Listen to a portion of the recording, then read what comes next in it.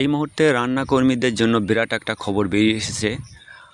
গত 8ই জুলাই হাইকোর্টের division bench একটা রায় দিয়েছে। সেটা হলো যে মিড ডে মিলের রান্না কেবলমাত্র স্কুলের যারা রান্না কর্মী আছেই তারাই রান্না করবে। ইসকনের হাতে আর গেল না।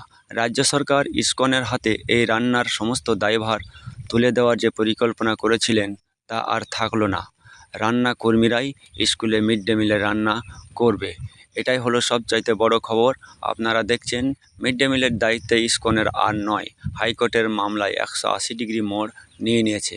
অর্থাৎ স্কুলে যারা রান্না করছেন বা রান্না এখনও চালিয়ে যাচ্ছেন সেই সব রান্না কর্মীরাই এখন থেকে মিড ডে মিলের সমস্ত রান্না করার কাজ তারাই করবেন।